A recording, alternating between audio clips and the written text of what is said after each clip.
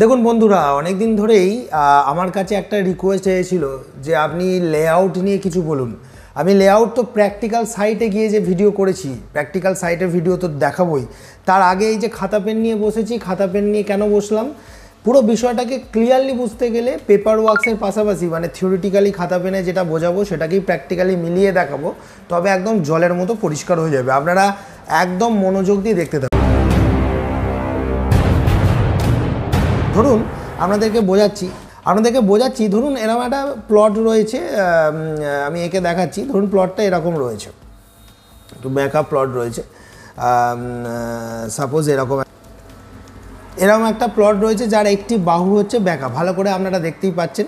তো এরকম জায়গায় দাঁড়িয়ে আমি যদি লেআউট শুরু করি, তাহলে আমাকে প্রথমে বেস লাইনটা ঠিক করতে হবে যে কোনটা আমার কোন দিকে বাড়িটা হবে। সাপোজ কাস্টমারের চিন্তাভাবনা রয়েছে যে বিল্ডিংটা আমার এদিকে যদি আমি ডিরেকশানটা আঁকি যে এটা নর্থ, এটা সাউথ, এটা ইস্ট এবং এটা ওয়েস্ট। তো আমার কাস্টমার যদি এটা রেকমেন্ড করে যে আমার বাড়িটা পূর্ব দিক ঘেঁষা হবে, পশ্চিম দিকে আমার জায়গা ফাঁকা থাকবে, তাহলে প্রথম বেস লাইন আমার যেটা অ্যাজ পার পঞ্চায়েত রুল বলুন বা পৌরসভা যদি হয় যে গাইডলাইন আছে, যে ধরুন সাপোজ আমি একটা এক্সাম্পল দিচ্ছি 4 ফুট ছাড়তে হবে। তো সর্বনিম্ন এখান থেকে 4 ফুট সেরে আমাকে প্রথম এইখানে বেস লাইনের প্রথম পয়েন্ট আমাকে নির্বাচন করতে হবে। তো এদিকে যদি 4 ফুট ছাড়ি তাহলে অটোমেটিক্যালি এদিকে এটা যদি আমি সোজা টানি তাহলে এদিকে ছাড়টা কিন্তু বেশি হয়ে যাবে। তাই কাস্টমারের রিকোয়ারমেন্ট অনুযায়ী দেখা গেল যে এইখানে তিনি বেশি জায়গা ছাড়তে চাইছেন না, এমতো অবস্থায় এদিকেও তিনি হয়তো 4 এর জায়গায় 5 ছেড়ে তিনি প্রথম বেস লাইন আমরা নির্বাচন করলাম এটা, এবং এই বেস লাইনের উপর ভিত্তি করে কিন্তু আমার টোটাল বাড়ি চলবে। তাহলে জায়গায় প্লটে এসে আমাদের প্রথম কাজ কি হবে, বেস লাইনকে নির্বাচন করা। এক্ষেত্রে বেস লাইন কী হলো, এক্ষেত্রে বেস লাইন হলো এইটা। আমি যদি একটু অন্য কালারের পেন নিই তাহলে হয়তো আপনাদেরকে আরও ক্লিয়ারলি বোঝাতে পারবো, তো সেটার জন্য আপনারা ভিডিওটা মন দিয়ে দেখুন। তো জায়গাটা যেটা আমি কালো কালিতে দেখাচ্ছি এটা হচ্ছে আমার জায়গাটা, এর মধ্যে প্রথম কাস্টমারের রিকোয়ারমেন্ট অনুযায়ী আমার বেস লাইন নির্বাচন হলো যে পূর্ব দিক ঘেঁষা তিনি বাড়িটা করবেন। এখন বাড়ি কি হয়, বাড়ি সমকোণে হয়। ধরুন এটা একটা চতুর্ভুজ, তার এই বাহুটার সাথে এই বাহুটার যে এই কোণটা এটাকে 90 ডিগ্রি রাখতে হয়, তবেই কিন্তু বাড়ি পারফেক্ট সমকোণে রাইট অ্যাঙ্গেলে থাকে, যেটাকে আমরা বলি যে বাড়িটা পাঁচাকোণা হয়ে যাচ্ছে না, তো মাটামে আছে কিনা। তখন এই বাহুটার সাথে 90 ডিগ্রিতে নিয়ে যেতে গেলে সাপোজ দেখা যাচ্ছে যে আমার যে বিল্ডিংটা তৈরি হবে সেটা দেখা যাচ্ছে 90 ডিগ্রিতে গেলে এইভাবে আমার আসবে।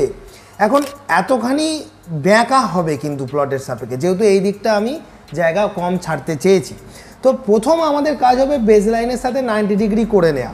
বেস লাইনের সাথে 90 ডিগ্রি করতে গেলে আমাদেরকে একটা জিনিস মাথায় রাখতে হবে যে পঞ্চায়েত রুল অনুযায়ী এদিকে তো শুধু 4 ফুট ছাড়লে হবে না, আমাকে 4 ফুট কি 3 ফুট এদিকেও দেখাতে হবে, যেটা আমার দক্ষিণ দিক। তাহলে সর্বনিম্ন আমার 4 ফুট যেখানটা আসছে সেই জায়গাটা ছাড় বজায় রেখে এই কোণটাকে 90 ডিগ্রি করার শর্ত হচ্ছে যে আমাকে এখানে পিথাগোরাসের থিওরি অ্যাপ্লাই করতে হবে, যেটা অনেকে পাইথাগোরাস থিওরিও বলে থাকে, যে অতিভুজ স্কোয়ার সমান লম্ব স্কোয়ার প্লাস ভূমি স্কোয়ার। ঠিক আছে, তাহলে এক্ষেত্রে আমি যদি এইটাকে একটা ত্রিভুজ অঙ্কন করি, যে ত্রিভুজের এই কোণটিকে যদি আমি ফিক্স না করি তাহলে কখনোই, কারণ এই বাহুটা তো ফিক্সড, ভালো করে দেখুন আমি যেটা টিক মারলাম এই বাহুটা কিন্তু ফিক্সড বাহু। এখন এর সাপেক্ষে এই বাহুটাকে আমি কিন্তু নিজের ইচ্ছা মতো ঘোরাতেই পারি, কারণ যতক্ষণ না পর্যন্ত এই কোণটা আমার 90 ডিগ্রি হচ্ছে ততক্ষণ পর্যন্ত কিন্তু আমাকে এই বাহুটাকে ঘুরিয়ে নিয়ে যেতে হবে। এমন একটা পর্যায়ে যেখানে দেখা যাবে যে এই লম্বটা 4, ভূমিটা 3 এবং এই অতিভুজটা 5 ঠিক মিলছে। এটা মেলার প্রথম শর্তই হচ্ছে এই কোণটাকে আমাকে দড়ি বেঁধে গিট বাঁধতে হবে। অনেক মিস্ত্রিরা সাইটে যখন করে বেস লাইনের সাপেক্ষে এই দিকের বাহুটাকে আন্দাজে সরাতে থাকে, তখন প্রতিবার 4 আর 3 ঘেঁটে যায়, 5টাকে মেলালেও 4 আর 3-এর মাপ ঘেঁটে যায়, যার কারণে আমরা বারবার বলি অন দ্য সাইট এই যে বাহুটা বেস লাইনের সাথে এই লাইনের বাহুর যে সংযোগস্থলের যে পয়েন্টটা ক্রিয়েট হচ্ছে এই শীর্ষবিন্দুটাকে কিন্তু গিট বেঁধে রাখতে হবে, যেটা সাইটে কিন্তু না করলে কোনোদিনই 3, 4, 5 পারফেক্ট 90 ডিগ্রি দেবে না। আমি বোঝাতে পারছি বিষয়টা। এবার এই 90 ডিগ্রি তৈরি হয়ে যাওয়ার পর আমাদের প্ল্যানে যেটা মাপ আছে, ধরুন এই বাহুটা আছে 14 ফুট, এদিকের বাহুটা আছে 20 ফুট, তাহলে আপনি এদিকে 14 ফুট গেলেন মার্কিং করলেন, এদিকে 20 ফুট গেলেন মার্কিং করলেন, একইভাবে এপারে 14 ফুট গেলেন মার্কিং করলেন, এদিকে 20 ফুটে মার্কিং করলেন, আপনি কিন্তু পারফেক্ট আপনার টোটাল 4 চৌকোটা সমকোণে পেয়ে গেলেন। এইটাই কিন্তু লেআউটের মেন ধাপ। এবার এর ভিতরে যে ছোট ছোট দাগগুলো হবে, ঘরের পার্টিশানগুলো হবে, আমি এটা একটা এক্সাম্পলের জন্য 14-20 বলেছি। তার মানে তো একটা বাড়িতে 14-20 হয় না, তো 50/60-65 বিভিন্ন মাপ থাকে। এবার এর ভিতরের যে মার্কিংগুলো হবে সেগুলো কিন্তু আপনারা যেমন প্ল্যানে আছে সেই অনুযায়ী করবেন, যেমন এখানে আপনারা দেখতেই পাচ্ছেন করা হচ্ছে। এইটা একটা ব্যাপার। বন্ধুরা, আপনি কি এখনও এই ভিডিওটি দেখেননি? যদি এই ভিডিওটি এখনও না দেখে থাকেন তাহলে অতি সত্বর আই বাটনে ক্লিক করুন আর গিয়ে ভিডিওটা দেখে আসুন। আর যদি মনে হয় ভিডিওটা আপনি শেষেও দেখতে পারেন। তো চলুন বন্ধুরা, আমরা প্র্যাকটিক্যাল সাইটে চলে এলাম। এখানে আমরা প্রথমেই দেখতে পাচ্ছি যে কাগজের পাতা দিয়ে আমরা কি দেখছি, আমরা অ্যাপারেন্টলি যে একটা মোটামুটি 90 ডিগ্রি করার জন্য গোঁজটা তো একটা জায়গায় যাবে, সেটা দেখার জন্য আমরা একটা দেখে নিচ্ছি। এখন অনেকেই বলবে কেন আপনাদের কাছে মাটাম নেই, কাগজ দিয়ে দেখছেন। আসলে কাগজের যে কর্নারগুলো থাকে পারফেক্টলি ডাইসে কাটা থাকে, 90 ডিগ্রিতেই থাকে। এটা আপনারা খুব চটজলদি দেখে নিতেই পারে অ্যাপারেন্টলি যে গোঁজটা সঠিক জায়গায় পড়ছে কিনা সেটা দেখার জন্য। এবার লেআউটের কাজ শুরু করার আগে যে মেন বিষয়গুলো যেটা আমি কাগজ পেন নিয়ে বোঝাচ্ছিলাম, সেই বিষয়টাকেই খুব ভালো করে বুঝে নিতে হবে। যে দেখুন এই যে কর্নারটার কথা বলছি, এই কর্নারটা এখানে দেখুন মেন যে চারপাশে আসলে এগুলো বোঝা যায় না, এই যে 3, 4, 5 করা চলছে, যতক্ষণ না পারফেক্ট 5-এ এসে মিলছে ততক্ষণ পর্যন্ত বেজলাইনটা নয়, আর একটা যে বেজলাইন ছাড়া আর একটা যে বাহু রয়েছে ভূমির বাহুটা, সেটাকে কিন্তু আমরা নিজের ইচ্ছে মতো সরাতেই পারবো। ততক্ষণ পর্যন্ত সরাবো যতক্ষণ না ওটা 5-এ এসে মিলছে, কারণ বেজলাইনের দিকে আমরা 4 করেছি, ভূমির দিকে আমরা 3 করেছি। এবং আমি যে কোণটাকে তীরচিহ্ন দিয়ে দেখানোর চেষ্টা করছি, সেই কোণটাতে আপনারা ভুল যেটা করেন কি দড়ি দিয়ে ফিক্সড করে গিঁট বাঁধেন না। ওটা গিঁট না বললে আমরা যতবার ওই 3, 4, 5 করতে যাবেন ততবার সরে যাবে আর নিয়ে লেআউটটা ভুল হবে। তাই জন্য ওই কর্নারটা যেটা আমি তীরচিহ্ন দিয়ে দেখানোর চেষ্টা করলাম, সেটা কিন্তু আপনাদেরকে গিঁট বাঁধতেই হবে। এবার সেটা করার পর আপনারা লেআউটের যে মেন প্রসেস রয়েছে, প্রসিডিউর রয়েছে, যেমন আমি কাগজে দেখাচ্ছিলাম, সেইভাবে আপনারা কিন্তু এগিয়ে যাবেন। বুঝতে পারছেন তো ব্যাপারটা কি বলতে চাইছি?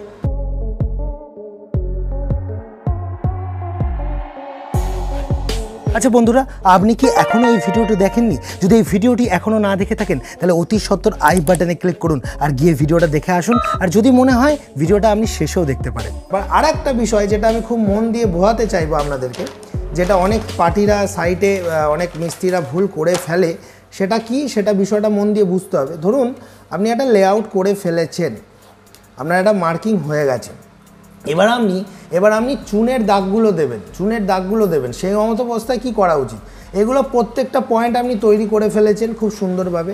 তো আপনার কাজ হচ্ছে এক টোটাল গর্তর সাইজ যেটা আমার প্ল্যানে আছে, ধরুন 4x4 গর্ত, তাহলে এদিকে 2 ফুট, এদিকে 2 ফুট, এদিকে 2 ফুট, এদিকে 2 ফুট, সব জায়গায় এরকম 2 ফুট 2 ফুট 2 ফুট করে আপনি কিন্তু মার্কিং করতে থাকছেন।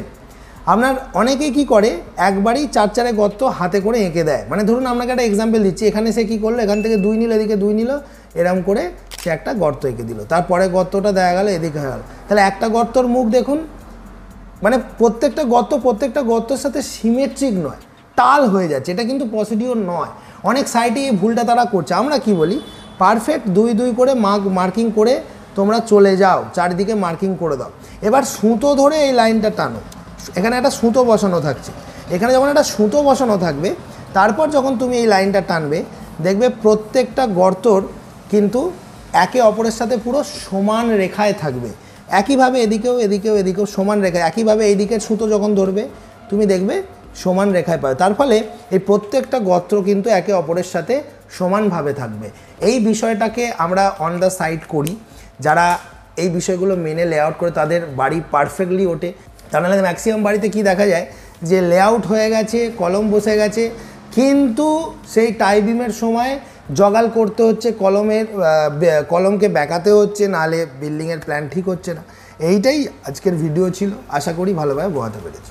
সুতো জমির কাছে আছে বলে এইভাবে উপর থেকে চুনটা ফেলে দেওয়া হচ্ছে, কিন্তু এটা পারফেক্ট রুলস নয়। আপনাকে কিন্তু প্রথমে মিডিল পয়েন্টে ওলন অর্থাৎ প্লাম্ব দিয়ে পয়েন্ট করার পর সেখান থেকে 2 ফুট করে মাপতে হবে। এটা সুতোটা জমির খুব কাছে আছে বলে এখানে এটা করা হচ্ছে, এটাতে এরর আসছে না। কিন্তু খুব উঁচুতে যদি সুতো থাকে তাহলে এই পদ্ধতিতে আপনাদের কিন্তু ভুল হয়ে যেতে পারে। কিন্তু প্রপার নিয়ম মেনে করাই সবসময় আমি বলবো করার। এখানে আমরা অন দ্য স্পট কিছু জিনিস আছে যেগুলো আমাদের অভিজ্ঞতা দিয়ে খুব ফটাফট করে নিই। এখানেও দেখতে পাচ্ছেন যে প্রত্যেকটা গর্ত একই লাইনে থাকার ফলে তাদের যে ওরিয়েন্টেশনটা কত সুন্দর স্ট্রেট ওয়েতে রয়েছে। এইভাবে নিয়ম মেনে লেআউট করতে পারলে তবে তাতে এররটা কম আসে। ঠিক আছে, তো সেই নিয়মগুলো আপনারা যথাযথ মানার চেষ্টা করুন। আর আশা করব যে ভিডিওটা যতটা পেরেছি বোঝানোর, কারণ এই ধরনের ভিডিও এরিয়াল ভিউ না দেখালে বা ড্রোনে করে শ্যুটিং না করলে, উপর থেকে না দেখালে হয়তো ভালোভাবে বোঝা যায় না। তাও চেষ্টা করলাম খাতা পেন দিয়ে এবং সাইটের কিছু ছবি এদিক ওদিক করে বোঝানোর। এরপরও যারা বুঝবেন না পার্সোনালি যোগাযোগ করতে পারেন কিছু ডাউট ক্লিয়ার করার জন্য। আচ্ছা, আপনি এই চ্যানেলটি কেন সাবস্ক্রাইব করবেন জানেন? কারণ বাড়ি নির্মাণ বিষয়ে বাংলার একমাত্র কুমার কনস্ট্রাকশনই হলো এমন একটি চ্যানেল যেটা সঠিক পরামর্শ দেয়। তাই দেরি না করে অতি সত্বর আমার চ্যানেলটিকে সাবস্ক্রাইব করে রাখুন আর এরকম ভিডিও প্রতিনিয়ত পেতে থাকুন।